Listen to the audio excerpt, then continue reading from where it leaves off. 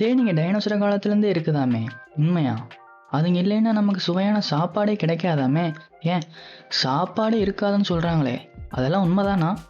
அதை பற்றி தான் இன்றைக்கி நம்ம வீடியோவில் பார்க்க போகிறோம்.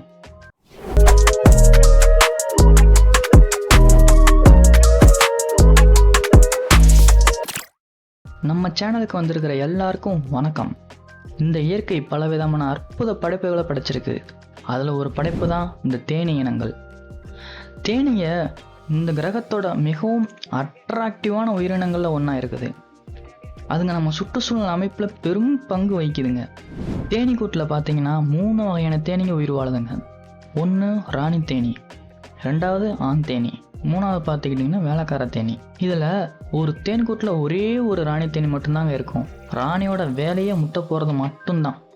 இது ஒரு நாளைக்கு 2000 முட்டை வரைக்கும் போடுமா. அதாவது ஒவ்வொரு 43 வினாடிக்கும் ஒரு முட்டை. அது 2லேருந்து 5 வருஷம், சில சமயம் 7 வருஷம் கூட உயிர் வாழ முடியுமா. அடுத்து வேலைக்கார தேனி.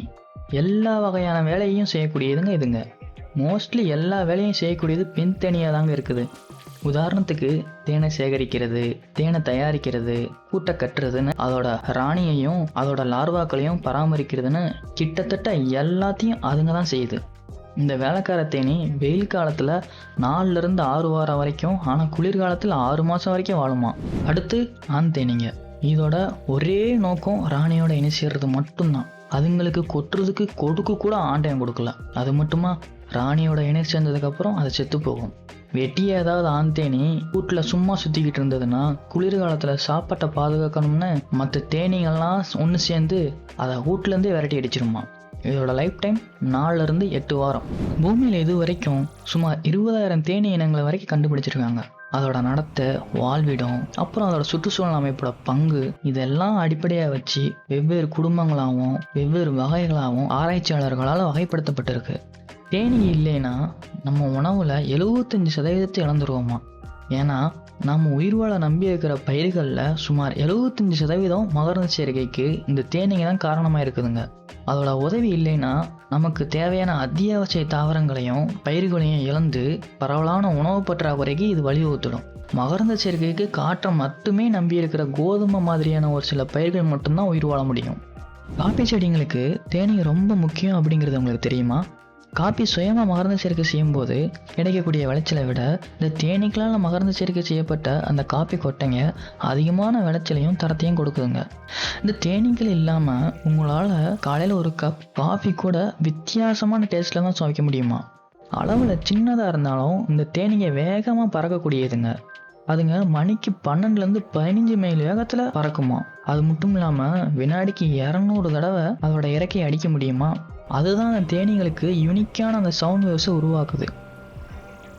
இந்த தேனீங்க சூரியனை தான் திசைக்காட்டியாக யூஸ் பண்ணிக்குதுங்க. மேகமூட்டமான நாட்களில் கூட மேகங்களுக்கு இடையே வரக்கூடிய ஒளிகளை பயன்படுத்தி சூரியனோட நிலையை கண்டறிஞ்ச முடியுமா. அதோட கூட்டுக்கு திரும்பி போகிறதுக்கான எல்லா வழியையும் அதுங்க அடையாளங்களாக மனப்பாடம் செஞ்சு வச்சுக்குமா. ஒரு தேனீ கூட்டம் ஒவ்வொரு நாளும் 300 மில்லியன் பூக்களாக மகரந்த சேர்க்கை செய்யுமாங்க. எப்பா, ரொம்ப அதிகம் இல்லை? இப்படி இருக்கிற இந்த தேனீங்க நீலம், ஊதா இல்லை மஞ்சள் இந்த நிறங்களில் இருக்கிற பூக்களை மட்டும்தான் அதிகமாக விரும்புமா. ஏன்னா இந்த கலர்ஸை மட்டும்தான் அதெல்லாம் சுலபமாக பார்க்க முடியுமா. அதுங்க வலுவான வாசனை இருக்கக்கூடிய பூக்களை அதிகமாக விரும்புதுங்க. ஏன்னா இதுதான் தேனை ரொம்ப எளிமையாக கண்டுபிடிக்க உதவுதான். தேனீங்க தன்னோட உடம்புலேயே எலக்ட்ரிசிட்டியை உருவாக்குதாமே. அதே எப்படி?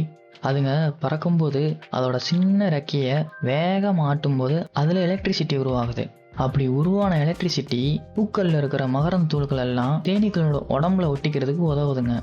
அப்படி தேனீக்களோட உடம்புல ஒட்டப்பட்ட மகரந்த தூள்களை எடுத்துக்கிட்டு அந்த தேனீக்கள் பறந்து வேற ஒரு பூவில் உட்காரும் போது அங்கே குறுக்கு மகரந்த சேர்க்கை பாசிபிள் ஆகுது. அதாவது கிராஸ் பொலினேஷன் அங்கே பாசிபிள் ஆகுது. இதனால் பார்த்தீங்கன்னா நல்ல பல புதிய ரக பயிர்கள் உருவாக்குறதுக்கு இது காரணமாக அமையுது. ஒரு டீஸ்பூன் தேனை உருவாக்க 12 தேனீங்க தன்னோட வாழ்நாள் முழுசும் எடுத்துக்குமா. இவ்வளோ சின்ன தொகைக்கு இது பெரிய சைஸ் வேலை தான். அந்த தேன்கூட்டோட அளவையும் வளத்தையும் பொறுத்து ஒரு தேன்கூடு ஒரு வருடத்துல 30லேருந்து 100 பவுண்டு வரைக்கும் தேனை உற்பத்தி செய்யுமா. தேனீங்களுக்கு அதோட உடம்புலயே கடிகாரம் இருக்குதாங்க. இது பூக்கள் எல்லாம் எப்ப தேனை வச்சிருக்கும் அப்படிங்கிறத கண்டுபிடிக்க உதவுதுங்க. அதுங்கெல்லாம் காலையில ரொம்ப சுறுசுறுப்பாகவும் நைட் ஆச்சுன்னா அதோட கூட்டுக்கே திரும்பிடுமா. ஏன், இந்த தேனீங்க தூங்குறதுக்கு போயிருமா என்ன? ஆமாங்க, இந்த தேனீங்க அங்க தூங்குறதுக்கு தான் போகுமா. அது பெரும்பாலும் பூக்களுக்குள்ளேயே இல்லைன்னா தன்னோட கூட்டில் ஒரு குட்டியான தூக்கம் போட்டுக்குமா. ஒரு சில நேரம் அது தூங்கும்போது ஒன்றுக்கு ஒன்று கால்களை பிடிச்சிக்கிட்டே தூங்கிக்குமா. இந்த தேனீங்க மகரந்த சேர்க்கை செய்கிறதுனால காற்று சுற்றுச்சூழல் அமைப்புகளையும் இது பராமரிக்க உதவுது. காட்டுப்பூக்களை மகரந்த சேர்க்கை செய்கிறதுனால தாவரங்களையே தங்குமிடமாகவும் உணவாகவும் நம்பி இருக்கிற பறவைங்க, பாலூட்டிங்க, இந்த மாதிரியான பல வன விலங்குகளை இது ரொம்பவே ஆதரிக்குது. தேனீங்களாம் தங்களோட தேன்கூடுகளை சரியான அருங்கோண வடிவத்தில் தான் உருவாக்குது. அதாவது ஹெக்ஸகன் ஷேப்பில் தான் உருவாக்குதுங்க. இது இடத்த மிகவும் திறமையாக பயன்படுத்துதுங்க. இந்த தேனீங்களாம் ஒரு தனித்துவமான பாதுகாப்பு பொறிமுறையை வச்சிருக்குதுங்க தனக்குன்னு. ஒரு தேனி கொட்டும்போது அது பெரமோன் அப்படிங்கிற கெமிக்கலை ரிலீஸ் பண்ணுதுங்க. இது மற்ற தேனீங்களையும் போய் அட்டாக் பண்ணு அப்படிங்கிற ஒரு எச்சரிக்கை செய்யுது. அதனால தான் நீங்கள் ஒரு கூட்டை தொல்லை பண்ணீங்கன்னா நீங்கள் பல முறை பல தேனீகிட்ட குத்துவாங்களாம். இருந்தாலும் இந்த தேனீங்கள்லாம் கொட்டினதுக்கப்புறம் செத்து போயிடுதுங்க. ஏன்னா அது கொட்டும்போது அதோட கொடுக்கு நம்ம தோலில் சிக்கி அதோட வயிற்றை கிழிச்சிருமா. இந்த தேனீங்கள்லாம் தங்களோட கூட்டை மட்டும் அது கம்யூனிகேட் பண்ணுறது இல்லையா, அது மற்ற தேனீகள் கூடயும் அந்த இன்ஃபர்மேஷனை பகிர்ந்துக்குமா. ஒரு தேனி ஒரு சிறந்த உணவு மூலத்தை மட்டும் கண்டுபிடிச்சிருச்சுன்னா அது வெவ்வேறு காலநிலையில் உள்ள மற்ற தேனீகளுக்கும் அதுக்கே உரிதான வேகல் டான்ஸ் மூலியமாக அதால் கம்யூனிகேட் பண்ண முடியும். குளிர்காலத்தில் தேனீங்க தங்களோட ராணியை சூடாக வச்சுக்கிறதுக்காக இறுக்கமான பந்து போல ஒன்றா மாதிரி கட்டி பிடிச்சிக்குதுங்க. ஒரு சின்ன தேனி ஹீட்டை ஜென்ரேட் பண்ணுறதுக்காக தங்களோட இறக்கை தசைகளை அசைக்குதுங்க. இந்த தேனீகள்லாம் குளிர்ந்த வெளிப்புற அடுக்குல இருந்து சூடான உட்பகுதியில் இருக்கிற அடுக்குக்கு மாறி மாறி மாறி மாறி நகர்றதுனால எந்த ஒரு தேனியும் அதிகமான நேரம் குளிர்ச்சியாகவே இருக்கிறது இல்லை. ரொம்ப புத்திசாலித்தனமாக செயல்படுதுங்க. இந்த தேனீங்களெல்லாம் மரப்பிசினு, மெழுகு, அதோட உமிழ்நீர்லேருந்து தயாரிக்கப்படுற ஒரு விதமான ஒரு ஒட்டும் பொருளான ப்ரொபோலிஸ், அதாவது பிசின் கலவையை இது உற்பத்தி செய்யுதுங்க. இதை வச்சு அதுங்க தங்களோட தேன் கூட்டில் ஏற்படுற விரிசல்களை மூடுறதுக்காக யூஸ் பண்ணிக்குதுங்க. ஆனால் இது ஒரு ஆன்டிபயோட்டிக்காகவும் செயல்படுதுங்க. இது கூட்டை நோய்களிலிருந்து பாதுகாக்குது. மொத்த தேனீகளையும் பார்த்துக்கிட்டோம்னா அண்டார்டிகாவை தவிர மற்ற எல்லா கண்டத்துலையும் இந்த தேனீ உயிர் வாழுதுங்க. அதுங்க வெப்பமண்டல மழைக்காடுகள் ஆரம்பிச்சு பாலைவனங்கள் வரைக்கும் பலவிதமான சூழல்களுக்கு ஏற்ற மாதிரி தன்னைத்தானே தகவமைச்சு உயிர் வாழுதுங்க.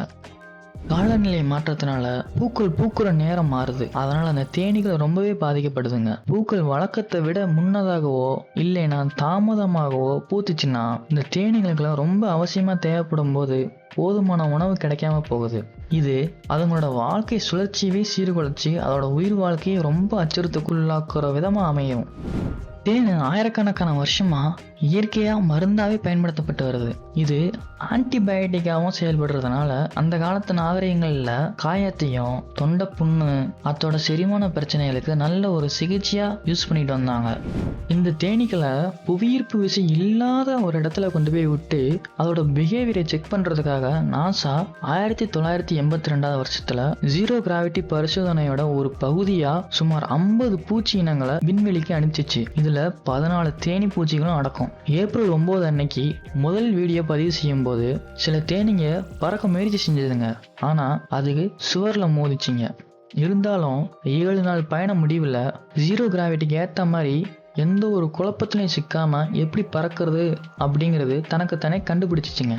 தேனீங்க 100 மில்லியன் ஆண்டுகளுக்கு மேலாவே உயிர் வாழ்ந்துட்டு இருக்குதுங்க. அதாவது அதுங்க டைனோசர் காலத்துல இருந்தே வாழ்ந்துகிட்டு இருக்குதுங்க இந்த பூமியில.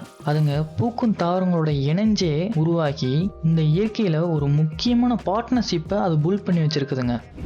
மியான்மர் நாட்டில் ஆம்பர் அப்படிங்கிற இடத்துல கிடைச்ச பழமையான தேனியோட படிவம் பூக்கும் தாவரங்கள்லாம் பன்முகப்பட தொடங்கின போது, அதாவது 100 100 மில்லியன் ஆண்டுகளுக்கு முன்னாடியே வெப்பமண்டல காட்டில் வாழ்ந்ததா சொல்லப்படுது. தேனீக்களும் பூக்கும் தாவரங்களும் இணைஞ்சே பரிணாம வளர்ச்சி அடைஞ்சதா ஆராய்ச்சியாளர்களை நம்புறாங்க.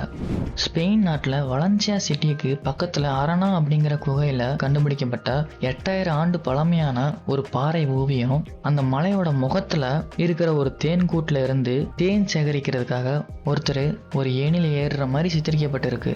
இந்த படம்லாம் மனுஷங்க வேட்டையாடி உயிர் வாழும் போது எடுக்கப்பட்ட படமா இருக்கும் அப்படின்னு நம்பப்படுது. தேனு எப்பயுமே கெட்டு போறதே இல்லைங்க.